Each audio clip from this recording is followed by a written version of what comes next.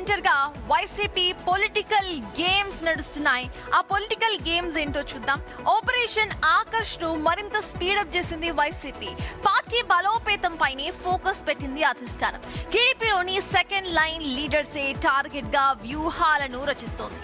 మంత్రులు, ఎమ్మెల్యేలకు ప్రధాన అనుచరులుగా ఉన్న నేతలను వైసీపీ వైపు చూసేలా స్కెచ్లు వేస్తోంది ఈ పార్టీ.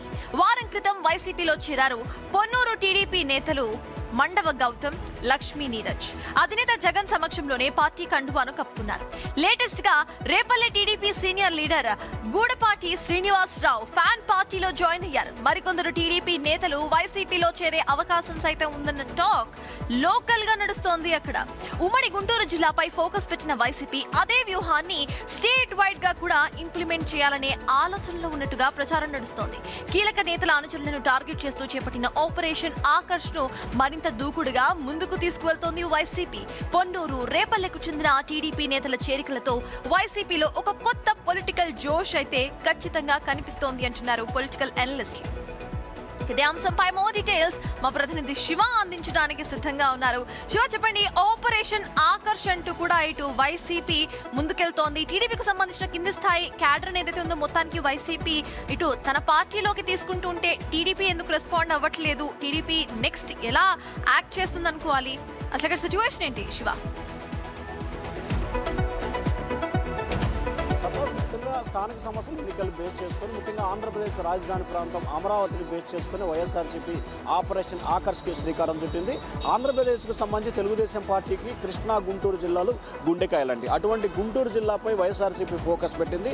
ఆ పార్టీకి సంబంధించిన ఎమ్మెల్యేలు, మంత్రుల వద్ద ద్వితీయ శ్రేణి నేతలు, వారికి ప్రధాన అనుచరులుగా ఉన్న రెండు నియోజకవర్గాలకు సంబంధించి పొన్నూరు నియోజకవర్గానికి సంబంధించి మాజీ మార్కెట్ యార్డ్ చైర్మన్ కావచ్చు, అలాగే మాజీ పార్టీ అధ్యక్షుడు కావచ్చు, అలాగే రేపల్లెకు సంబంధించి శ్రీనివాసరావు అనే వ్యక్తి కీలకమైన వ్యక్తి, అనగాని మంత్రి అనగాని సత్యప్రసాద్, వీరిద్దరిని కూడా టీడీపీ నుంచి వైఎస్ఆర్సీపీ చేర్చడంలో కీలకమైన పాత్ర పోషించారు. ఇక తెలుగుదేశం పార్టీకి సంబంధించి వారికి సరైన ప్రాతినిధ్యం, ప్రాధాన్యత లేని కారణంగానే వారు అధికారం పార్టీని వదిలిపెట్టి అధికారం ఇంకా 3 ఏళ్లు ఉన్న వైఎస్ఆర్సీపీ వెళ్ళినట్లు కూడా అర్థమవుతుంది. మరొకవైపు టీడీపీ నేతలు మాత్రం ఎందుకు పార్టీ మారుతున్నారు, ఏమిటి అనే కారణాలకు సంబంధించి ఏమాత్రం కూడా విశ్లేషణ చేసుకునే పరిస్థితి కనిపిస్తోంది.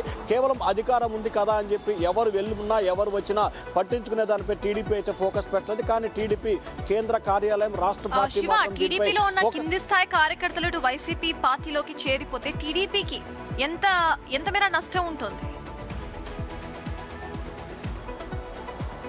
ఖచ్చితంగా నష్టం ఉంటుంది. అది ఏ స్థాయిలో నష్టం ఉంటుంది అనేది 2019లో జరిగిన సీన్ రిపీట్ కావచ్చు, లేకపోతే అంతకుముందు జరిగిన 2009 ఎన్నికల నాటి సీన్ రిపీట్ కావచ్చు. కానీ పరిస్థితులు ఏ రకంగా ఉంటాయనేది ఎన్నికల పరిస్థితిని బట్టి ఉంటుంది. కానీ తెలుగుదేశం పార్టీకి సంబంధించిన కీలకమైన వ్యక్తులు, ఆ ఎమ్మెల్యే కావచ్చు, ఆ మంత్రికి సంబంధించి డేటా మొత్తం తెలిసిన వ్యక్తులు టీడీపీ నుంచి వైఎస్ఆర్సీపీ చేరటం ఆ పార్టీకి, ఆ నియోజకవర్గాల్లో పెద్ద మైనస్గా మారుతుంది.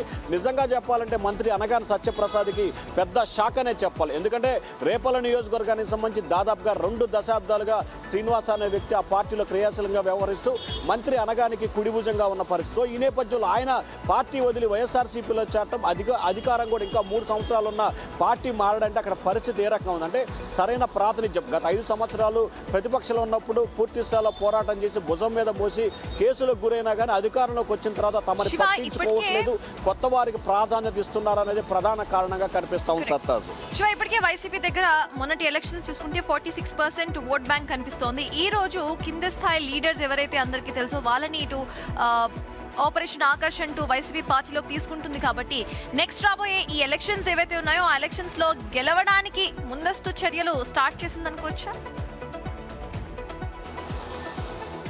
100% అంటే గెలుపోటములు ఎలా ఉంటాయి ఏందనేది పక్కన పెడితే స్థానిక సంస్థల ఎన్నికలకు సంబంధించి వైఎస్ఆర్సీపీ క్యాడర్లో పూర్తి స్థాయిలో నిరుప్తత ఏర్పడుతుంది. ఎందుకంటే గెలుస్తామా లేదు, ఎందుకంటే స్థానిక సంస్థలు అంటే అధికార పార్టీకి బలం ఉంటుంది, పోలీసులు, ఎన్నికల అధికారులు వారి కనసన్నల్లో పనిచేస్తారు. సో ఈ నేపథ్యంలోనే తమకు గెలుస్తామా అనే డీలా పడకుండా పార్టీని యాక్టివ్ చేసే దిశగా వైసీపీ అధినేత జగన్మోహన్ రెడ్డి కార్యాచరణ రూపొందించారు.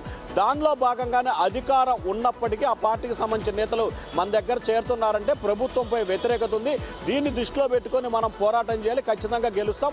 అలాగే స్థానిక సంస్థల ఎన్నికలకు సంబంధించి ఒక్క చోట కూడా ఇనానిమస్ కాకూడదని చెప్పి జగన్ హెచ్చరిక జారీ చేశారు. అంటే సైమల్టేనియస్ ఒకవైపు హెచ్చరికలు, మరొకవైపు పార్టీలో చేరికలు. సో ఈ నేపథ్యంలో గ్రౌండ్ లెవెల్లో ఉన్న కార్యకర్తలకి ఒక రకమైన ధైర్యం, నమ్మకం ఏర్పడుతుంది. ఖచ్చితంగా గెలుస్తాము, ఓడిపోతామని పక్కన పెడితే ఖచ్చితంగా పోటీ చేయడానికి వైఎస్ఆర్సీపీ నేతలు స్థానిక సంస్థల ఎన్నికల్లో సిద్ధమయ్యే అవకాశం కనిపిస్తాం. సత్తాజ్. Yes, thank you Shiva. మొత్తానికి వచ్చే స్థానిక ఎన్నికలే టార్గెట్ గా ఇటు వైసీపీ ముందస్తు ప్రణాళికలు రచిస్తోంది. తనకున్న 46% ఓట్ బ్యాంక్ షేర్ తో పాటు మిగతా వ్యూహాలను కూడా వైసీపీ పటిష్టం చేస్తుంది. చూద్దాం మరి స్థానిక ఎన్నికల్లో ఎటువంటి రిజల్ట్స్ వస్తాయో.